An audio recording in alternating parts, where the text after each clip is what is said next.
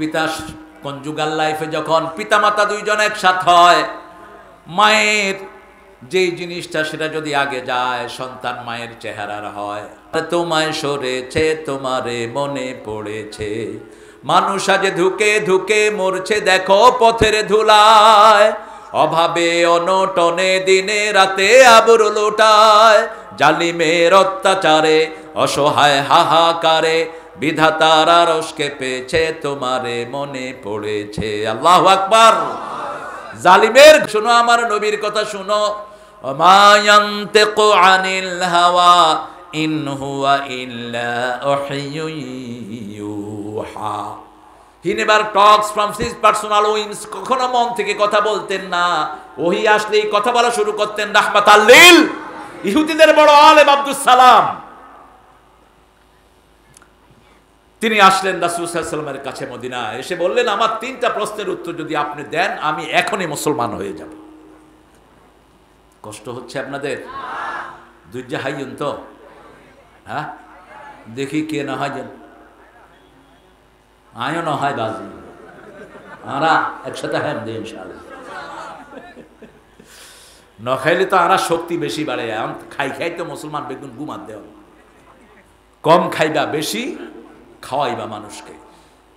আব্দুল সালাম এসে বলছেন, আমার 3টা প্রশ্নের উত্তর আপনি দিবেন। প্রথম প্রশ্ন, কিয়ামতের শুরুত কি? মা হুয়া আশরাতুস সাআ, কিয়ামতের শুরুত কি?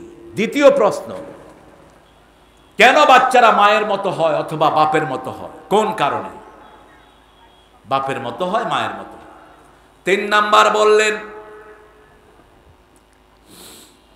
রাসূল সাল্লাল্লাহু আলাইহি ওয়াসাল্লামকে প্রশ্ন করলেই তিনি যদি না জানতেন তিনি চুপ থাকতেন, উত্তর দিতেন কে?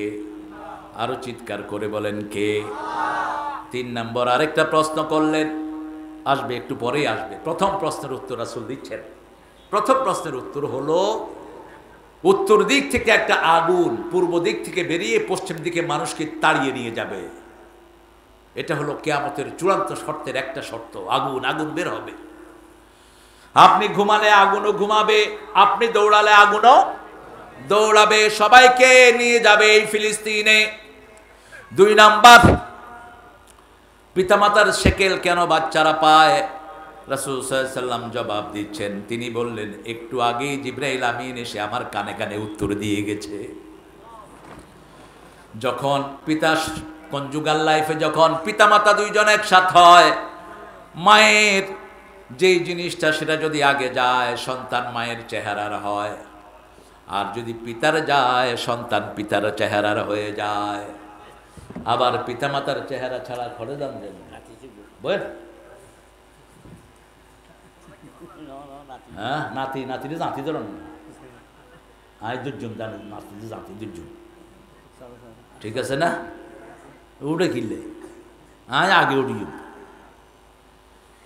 3 নাম্বার আরেকটা প্রশ্ন রাসূল সাল্লাল্লাহু আলাইহি ওয়াসাল্লামকে করলেন।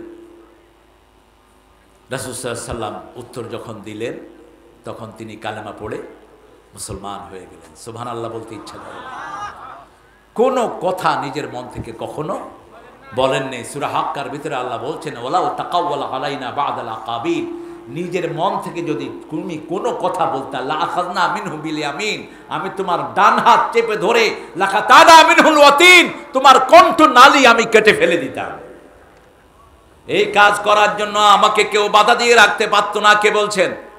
আল্লাহ বলছেন যে আল্লাহ সারা কোরআনে ইয়া মুহাম্মদ বলে রাসূলকে একবারও ডাকেন নাই, যতবার ডেকেছেন মুহাম্মদ বলে ডেকেছেন। সাল্লাল্লাহু মুহাম্মাদুর রাসূলুল্লাহ, মা কানা মুহাম্মাদুন আবা হাদিম মির রিজালিকুম আমিনু বিমা নুজিলা আলা মুহাম্মদ। এইভাবে রাসূল সাল্লাল্লাহু আলাইহি ওয়াসাল্লামের সম্মান দিয়ে তিনাকে ডেকেছেন। নবী যখন ডেকেছেন ইয়া নবী বলেন না, ইয়া নবী না, বেয়াদবি। ইয়া নবী কেন? ইয়া আইয়ুহান নবী, ইয়া আইয়ুহার রাসূল, বাল্লিগ মা উনজিলা ইলাইকা মির রাব্বিক ফাইন লাম তাফআল ফামা বাল্লাগতা রিসালাতাক আল্লাহু ইয়াসিমুকা মিনান নাস। সুন্দর শব্দ চয়ন করেছেন রাহমাতাল লিল আলামিনের জন্য। কি সুন্দর করে রাসূলকে ডেকেছেন, ইয়া আইয়ুহাল মুদ্দাসসির, ইয়া আইয়ুহাল মুজাম্মিল, ওগো ও কামলিওয়ালা, ইয়া নবী সাল্লি আলা, তোমারে মনে পড়েছে, তোমারে মনে পড়েছে, কি যে কি মন্ত্রণাতে, অসহ যন্ত্রণাতে মন আমার তোমায় সরেছে, তোমারে মনে পড়েছে। মানুষ আজ ধুকে ধুকে মরছে দেখো পথের ধুলায়, অভাবে অনটনে দিনে রাতে আবরু লুটায়, জালিমের অত্যাচারে অসহায় হাহাকারে বিধাতার আরশ কেঁপেছে, তোমারে মনে পড়েছে। আল্লাহু আকবার। জালিমের ঘন্টা বাজছে, যে কোনো সময় মেহেদীর আগমন হবে আলাইহিস সালাম। আর সব ধর্মকে ধ্বংস করে একটা ধর্ম তিনি রাখবেন। কয়টা? একটা ধর্ম থাকবে। রাসূল ভবিষ্যৎবাণী করেছেন আগেই, তার আগে কথা বলেছেন আল্লাহ নিজে। সব ধর্মের উপরে বিজয় হবে কি? আরো জোরে হও। তিনটা আয়াত একই সাথে বর্ণনা করলেন, সূরা তাওবা, সূরা ফাতহ, সূরা সফ, তিনটা আয়াতের একই কথা। ওয়াল্লাযী আরসালা রাসূলাহু বিল হুদা ওয়া দীনিল হক লিইয়ুযহিরাহু আলাদ-দীনি কুল্লিহি ওয়া কাফা বিল্লাহি শাহীদা। সাক্ষী হওয়ার জন্য যথেষ্ট কে? আল্লাহ বলছেন, আমি সেই আল্লাহ যিনি হেদায়েত দিয়ে দ্বীনে হক দিয়ে নবীদেরকে পাঠিয়েছি, এরা যেন ইসলামকে সব ধর্মের উপর বিজয়ী করতে পারে। আমার হিন্দু ধর্মের ভাইয়েরা বলে ওটা নাকি সনাতন ধর্ম। সনাতন ধর্ম হলো ইসলাম। ইসলামের আগে পৃথিবীতে কোনো ধর্মই ছিল না। আপনাদের এটা শুরু হয়েছে নূহ আলাইহিস সালামের কিছু লোক অদ্দা সুয়াক নসরের পূজা করা শুরু করেছে।